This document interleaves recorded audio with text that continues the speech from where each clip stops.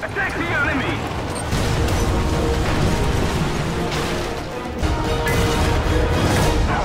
Victory is ours! Good morning, everybody.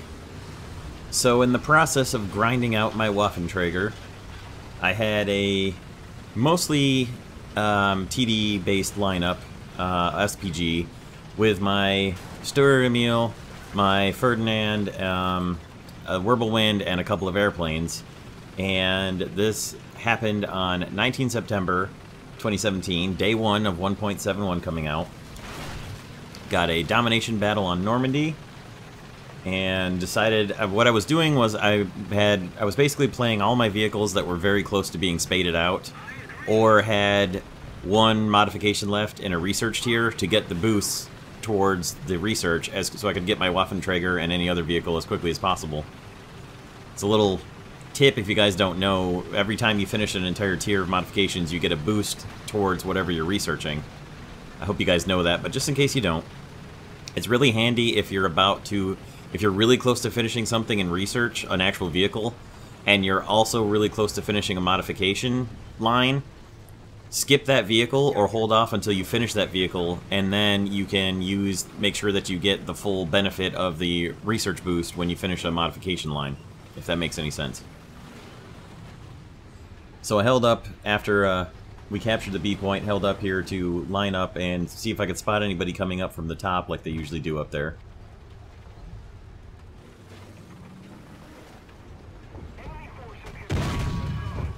Thought I saw somebody, got a shot at him, probably dropped the shell too low, and backed off after that because, well, the Sturmil isn't exactly the most maneuverable thing. It's certainly got an excellent, excellent, excellent gun, one of the best in the game.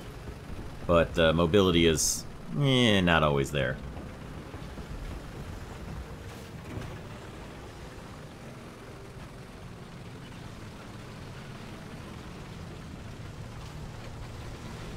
So rather than try to turn all the way around and drive all the way back up the hill from B and try to climb back up and head towards A, I decided I'll just push down the beach here and then go up the beach exit from the Normandy beachhead over here and head into the center of the town towards A that way.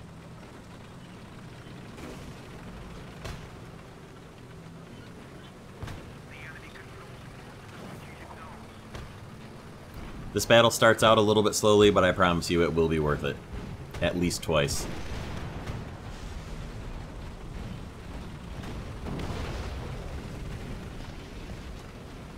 So you can see somebody just shot from over there where the conquest point normally is and then backed off. So I lined up on him to hold my gun on him and wait for him to come back up again. I figured he'd fired and he was backing off to reload and would come back up and try to shoot again. I'm pretty sure he didn't actually see me.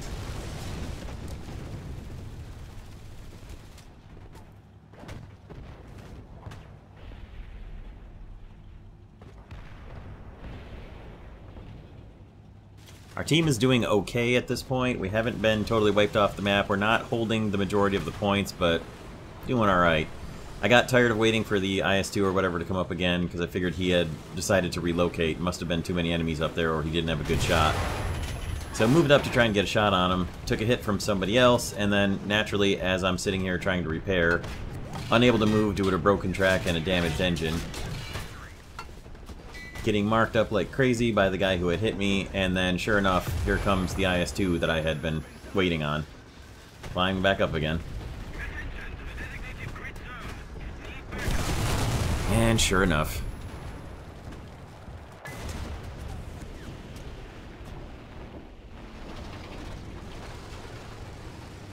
But I had enough points to bring in my DO-217K1, which at that point I kind of figured there's enough heavies and enough FE-4202s that our team might actually need a little bit of air support.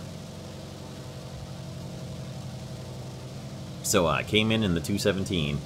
Let the team know I've got some big bomb loads coming in, and to mark me some targets if they've got any heavies that they need dealt with, and otherwise I'm just going to head towards that IS-2 down on the beach that I know of, because I don't want him running amok on the beach either.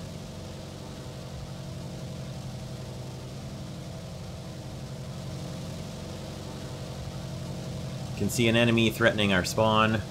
Very predictable. So I'm going to line up on him for now. Somebody makes a pass on me in a fighter, but I'm going to let my gunners deal with that for now and then move in and drop bombs on this FV whatever it is, or Centurion. Naturally, my bombs were just a little bit long, and a pair of 1,000 kilogram bombs only does a critical hit, because of course. I did damage him pretty badly and set him on fire, so they weren't the worst. It wasn't the worst critical hit that it could have been, but didn't detonate him, sadly. It was through the back and through the engine, so it's not really surprising. Now I'm lined up on this guy coming up here on the beach right there. Drop my last bomb. And get a surprise on a Yak-3 chasing me. Also killed a tank at the same time for a double strike. And then got a kill assist on somebody else. Not a bad run for the 217.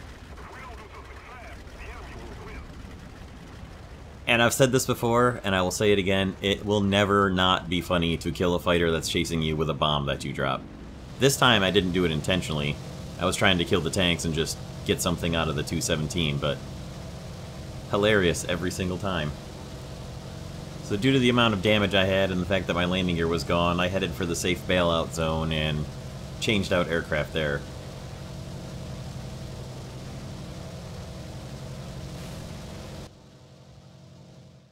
I came back in my Ferdinand, and I can see enemies already being marked just outside of our spawn. So I expected to have fighting right at our spawn point, and come back from that. You can also see multiple enemy aircraft in the air, which is not really surprising either. Now an enemy tank had just been marked just outside of our spawn up here on this road, so I'm keeping my eyes up for him. Pretty confident in the frontal armor of the Ferdinand to withstand any surprise shots that I might take if I don't see somebody.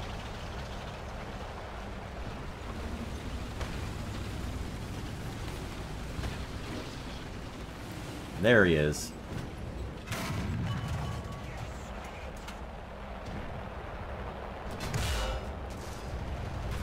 Unfortunately, he was able to back off. I didn't quite stop him from being able to move.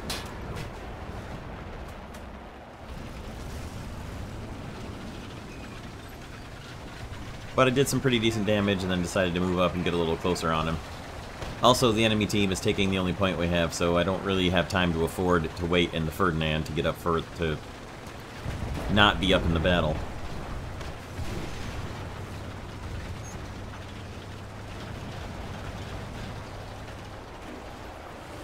That FV-42 right there that had just been killed was the guy who killed our Tiger, and then I got a second shot in on the M26 that I had originally hit and finished him off.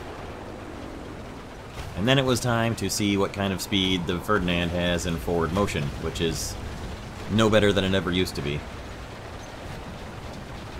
But if you can get a little bit of terrain help, you can sort of move along relatively quickly for a big old heavy tank destroyer like the Ferdinand is. And if you can drive on paved roads, that's a help too. Of course, I took some bomb hits from an P-47 here that broke my track, but at least he stopped me back where I could guard the road here. And we really desperately needed some anti-air at this point. There were so many enemy aircraft flying around.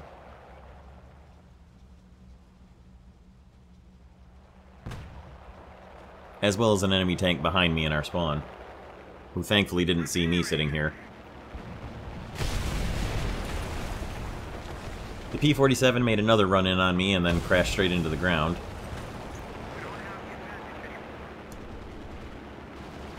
Now, prior to 1.71, this absolutely would have been a death from that P-47 strike. Probably from both strikes that he put on me, but this time he didn't get any direct hits on me, so I was able to repair and continue moving.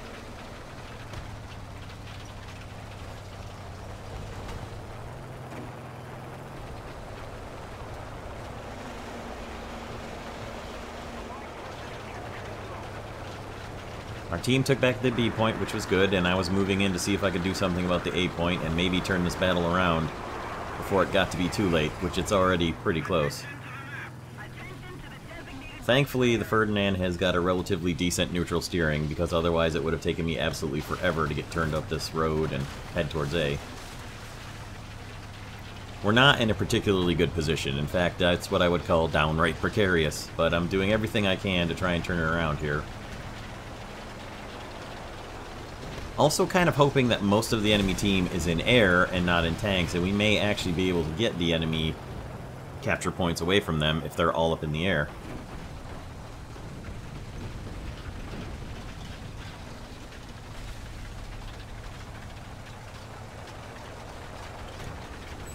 Just bear with my Ferdinand speed here. I know it's not the most exciting thing watching a Ferdinand drive around, but it won't be much longer.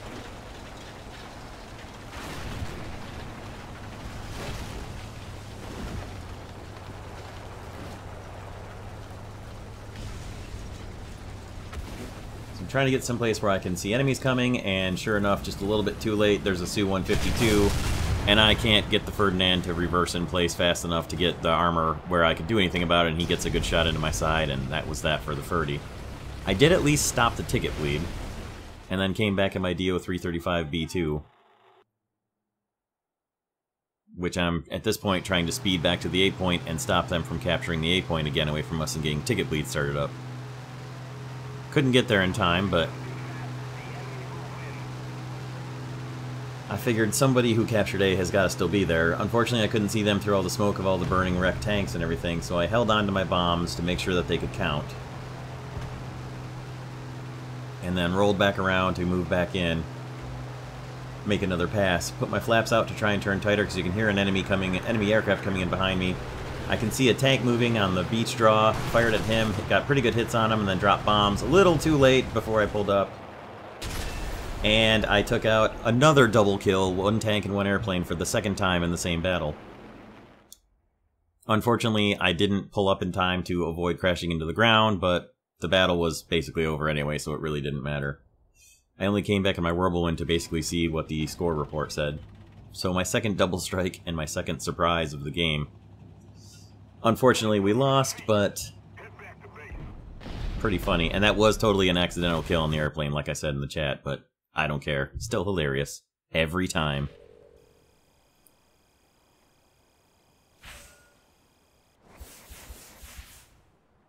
I still made 54,000 lions and 3,200 research, so it's too bad we didn't win that one. It would have been a real good battle. As it was, I ended up with 5 kills, 3 tanks and 2 airplanes, 2 assists and a capture, and a first place. And there's the awards. Unfortunately, you don't get surprise more than once in a battle, which is too bad, because I definitely scored it twice. And there's all the kills. You can see the double aircraft kills and the double kills both times with the aircraft. Pretty good. That'll do it for today. I hope you guys liked this one. Let me know what you thought in the comments. Don't forget to check out my social media links. We'll see you guys soon for more War Thunder. Thank you for stopping by, and have a great day.